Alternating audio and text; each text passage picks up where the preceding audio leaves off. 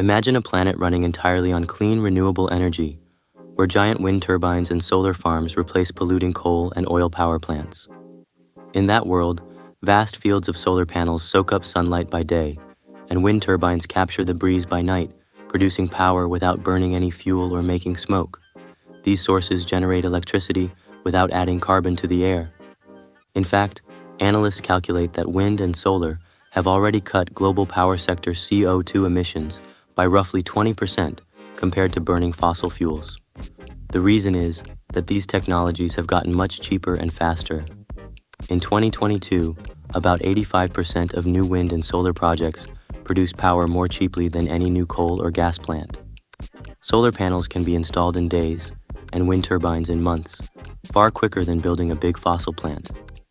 One report found that up to 89% of new clean energy this decade will come from wind or solar. Together, these facts show that wind and solar are now among the cheapest, fastest, and cleanest ways to make electricity. They are key tools for cutting the carbon pollution that warms our climate. Of course, sunshine and wind are not always available, so energy storage is vital. Fortunately, battery technology has advanced rapidly.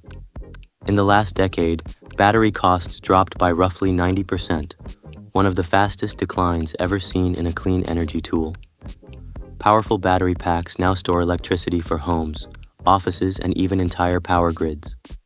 When the sun shines or the wind blows, any extra electricity can be saved and used later at night or on calm days.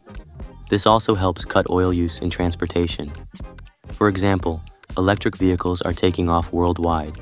Sales jumped from about 3 million in 2020 to 14 million in 2023. That means millions of cars now run on electricity instead of gasoline. Charging these vehicles with renewable energy further cuts emissions. Meanwhile, grid-scale batteries smooth out the ups and downs of solar and wind, keeping the lights on reliably day and night. Altogether, cheaper batteries and more EVs allow us to rely more on wind and sun for both homes and vehicles. Alongside hardware, smart software is stepping up to help the environment. Artificial intelligence, AI, and data-driven systems manage energy more efficiently. AI programs can predict how much electricity homes and factories will need and adjust the flow of power on the electric grid in real time. This makes solar panels and wind turbines more reliable sources. For example, AI can analyze weather patterns to forecast how much power a solar plant will make each day. On farms, AI-driven sensors monitor soil moisture and plant health so that farmers water and fertilize only where needed. This precision agriculture saves water and cuts waste. In cities, AI is being used to predict transit demand and set bus and train schedules dynamically. By adjusting routes in real time, traffic flows more smoothly and cars spend less time idling. All these smart tools help us use energy and resources more wisely, cutting waste across the board. Robots and drones are also joining the fight against pollution. In energy projects, robots now help install and maintain solar panels and wind turbines in hard-to-reach places. For example, a robot called Maximo can lift and arrange solar panels, speeding up construction of solar farms. Drones fly over arrays of panels and wind farms to inspect and even clean them, ensuring they run at peak efficiency.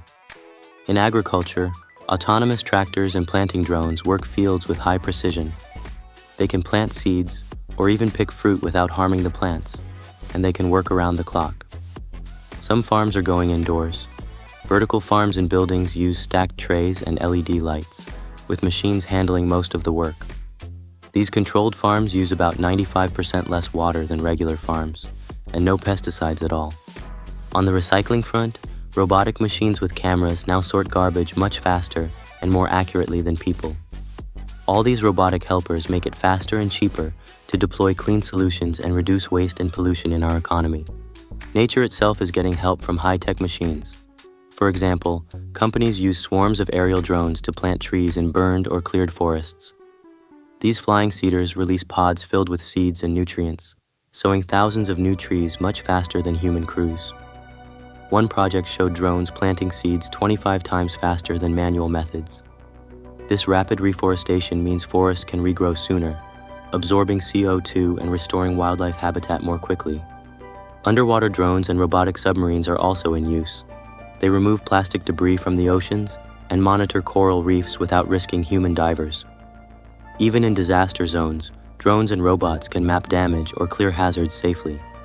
In short, technology is helping to restore ecosystems that we depend on. Innovations in food and farming also offer big benefits. Vertical farming in cities, with stacked indoor farms, can grow vegetables year-round, using about 95% less water than a field. These farms use efficient LED lights and robot workers, reducing land use and runoff. Another breakthrough is lab-grown meat. Scientists can now grow real chicken or beef from animal cells. If the energy for this process comes from clean power, it could cut farming emissions by over 90% and land use by 90% compared to traditional beef. That would mean far less deforestation and methane from cattle.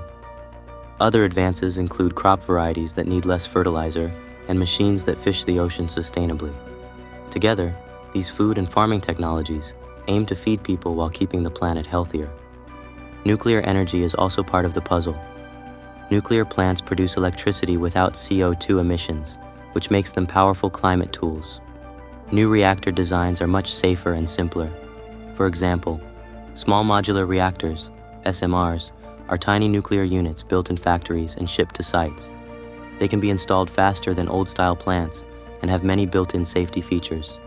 Companies and governments are now planning several SMR projects. One plan in the Pacific Northwest, USA will install multiple SMRs to generate hundreds of megawatts, enough for hundreds of thousands of homes. These small reactors would run continuously, day and night, complementing wind and solar. Looking farther ahead, scientists are pursuing fusion, the same process as the sun. If fusion succeeds, it could be a huge source of power. A recent study found that workable fusion power could make hitting climate targets trillions of dollars cheaper. However, fusion is still experimental and likely at least a decade from reality. Meanwhile, SMRs and existing nuclear plants can help meet today's clean energy needs. Researchers are also working on ways to clean up the carbon already in the air. One method is direct air capture, DAC, machines that pull in air and remove CO2 from it. The challenge is that atmospheric CO2 is very dilute, about 0.04%. You can think of it like trying to pick 10 red marbles out of a jar of 25,000 blue ones. DAC machines therefore need very large fans and much energy. In fact, current systems consume a lot of power, often as much energy as the carbon they capture if run on fossil power. This means DAC is only worth it if powered by clean electricity. Today, DAC is still expensive, but pilot plants are already testing it, and engineers are looking for ways to cut its energy use. At the same time, nature-based methods like planting trees and adding biochar, charcoal made from plants, to soil also lock away carbon long-term. While none of these methods is a silver bullet, using them together could help balance out emissions we cannot avoid. We are also inventing tools for waste and pollution. For example, scientists engineered a special protein, enzyme, that can eat plastic trash. In the lab, it can break down a common plastic bottle into its basic building blocks in about a day. That's thousands of times faster than natural processes. In the future, recycling plants might use such enzymes to literally dissolve old plastic and remake it as new plastic, hugely cutting the amount of waste. Other advances include better sorting machines for recycling and methods to recover rare metals from old electronics. Every improvement in recycling and reuse means less resource extraction and pollution. All these innovations together form a powerful toolkit for the planet. Wind and sun now provide some of the cheapest electricity on Earth, and batteries and AI make that energy easy to use. Smarter agriculture and circular designs cut waste and emissions in food and manufacturing. Even as some technologies, like fusion or large-scale carbon removal, are still in development, many others are available right now. If governments and businesses keep investing in these solutions and scaling them up, they can make a real difference. This mix of clean technologies gives the Earth a fighting chance to recover. We can improve our lives and economies without choking the planet. The tools needed to heal the climate are already taking shape around us.